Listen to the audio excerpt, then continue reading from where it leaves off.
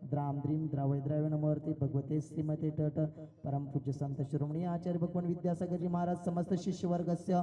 परम पूज्य आचार्य समय सागर जी महाराज स्वास्थ्य लाभस्य परम पूज्य आचार्य समय सागर जी महाराज संगस्त समस्त मुनिराज स्वास्थ्य लाभस्य परम पूज्य मुनि श्री चंद्रप्रभु सागर जी महाराज स्वास्थ्य लाभस्य परम पूज्य सुपाल सागर जी महाराज स्वास्थ्य लाभस्य समस्त मुनि संघ स्वास्थ्य लाभस्य समस्त आरिका संघ स्वास्थ्य लाभस्य समस्त ब्रह्मचारी ब्रह्मचारिणी वर्ग स्वास्थ्य लाभस्य शिखर चंद संतोष कुमार सरोज राहुल देशना ऋषिका पाटनी भिंड निवासी भिंड निवासी पाटनी परिवारस्य श्री अतुल जिंदत शाह पुणे निवासी परिवारस्य सौ संगीता सिद्धार्थ आदित्य अंकिता दामिनी समस्त सरापा परिवारस्य नरेश कुमार रमेश कुमार मैना दीपक कुमार ललित कुमार महेश कुमार समस्त गंगवाल परिवार भिंड निवासी गंगवाल परिवारस्य श्रीमती सीमा जैन जन्मदिन के उपलक्ष्य में मनोज ओशी वर्धमान स्वाति निर्मला पाटनीस इंदौर निवासी सपरिवारस्य आयुष्य सिंघई परिवारस्य समस्त शांतिधाराकर्ता परिवारस्य श्रीरस्तु वृद्धिरस्तु तुष्टिरस्तु पुष्टिरस्तु शांतिरस्तु कांतिरस्तु कल्याणमस्तु स्वा समस्त शांतिधाराकर्ता परिवारस्य कार्य सिद्धार्थम सर्व विघ्न निवारणार्थम श्रीमद् भगवत अर्थ सर्वज्ञ परमेष्टि परम पवित्राय नमो नमः समस्त शांतिधाराकर्ता परिवारस्य श्री शांति भट्टारक पादम प्रसादात सद्धर्म श्री बल आरोग्य ऐश्वर्य वृद्धिरस्तु सद्धर्म स्वशिष्य परशिष्य वर्गां प्रसिद्धुंतन ओम ह्रीं ऋषभदया श्री वर्धमाना पर्यंत चतुर्विंशति अरंतो भगवंत सर्वज्ञ परमंगल नामधेया समस्त शांतिधारा करता परिवार से ई मुत्रंच सिद्धिं तन्वन्तु सद्धर्म कार्येषि ई मुत्रंच सिद्धिं प्रयंचुंतन ओम नमो हरते भगवते श्रीमते श्रीमद पार्श्व तीर्थंकराय श्रीमद रत्नत्रय रूपाय दिव्य तेजोमूर्ते प्रभा मंडल मंडिताय द्वादश गण सहिताय। सिकंदर जिस समय भारत आया था उस समय दिगंबर मुनियों का अस्तित्व था और जिन समय अंतिम नंद राजा भारत में राज्य कर रहे थे और चंद्रगुप्त मौर्य अपने साम्राज्य की नींव डालने में लगे हुए थे, उस समय भारत के पश्चिमोत्तर सीमा प्रांत पर यूनान का प्रतापी और वीर सिकंदर अपना सिक्का जमा रहा था। वह तक्षशिला तक पहुंच चुका था। वहाँ पर उसने दिगंबर मुनियों की बहुत प्रशंसा सुनी। उसने चाहा कि वे साधुगणों उसके सन्मुख लाए जाएं, किंतु ऐसा होना असंभव था, क्योंकि दिगंबर मुनि किसी के शासक के सामने नहीं जाते हैं और वो किसी का नियंत्रण भी स्वीकार नहीं करते हैं और निमंत्रण भी स्वीकार नहीं करते हैं। इसलिए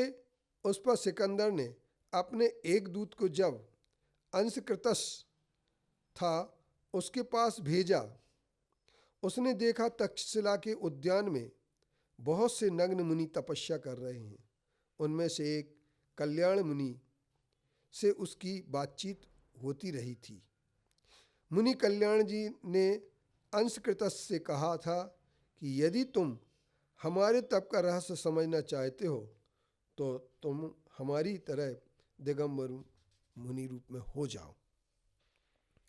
ऐसा करना उसे असंभव था। आखिर उसने सिकंदर से जाकर इन मुनियों के ज्ञान, चर्या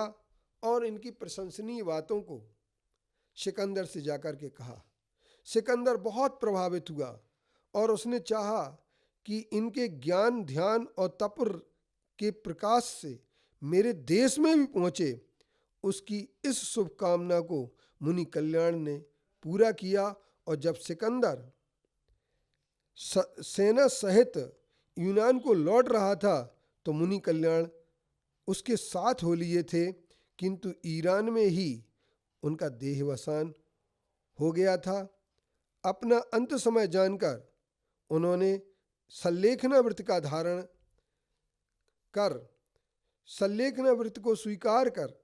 नग्न रहना, भूमि पर सोत कर चलना, हरित काय के जीवों की हत्या नहीं करना, किसी का निमंत्रण स्वीकार नहीं करना इत्यादि नियमों का पालन करते हुए मुनि कल्याण ने अपने साथी मुनिगणों को भी उनके दिगंबर जैन मुनि होना सिद्ध किया। इसलिए आधुनिक विद्वान भी यही प्रकट करते हैं कि कल्याण मुनि ज्योतिष शास्त्र के निष्णांत विद्वान थे। उन्होंने बहुत सी भविष्यवाणियाँ की थीं और सिकंदर की मृत्यु की भी उन्होंने पहले से ही भविष्यवाणी कर दी थी। और इस तरीके से भारतीय संतों की शिक्षा का प्रभाव यूनानियों पर विशेष पड़ा और यहाँ तक कि तत्कालीन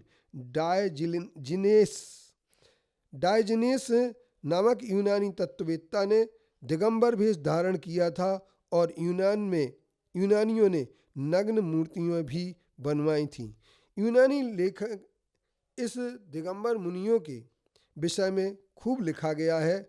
और यदि किसी को यह देखना हो तो इसके लिए दिगंबर मुनि पुस्तक बाबू कामता प्रसाद जी ने जो लिखी है, जिसका प्रकाशन दिगंबर जैन युवक संघ के माध्यम से हुआ है और पंचवालेती मंदिर इंदौर से इस पुस्तक को कभी भी मंगवा सकते हैं।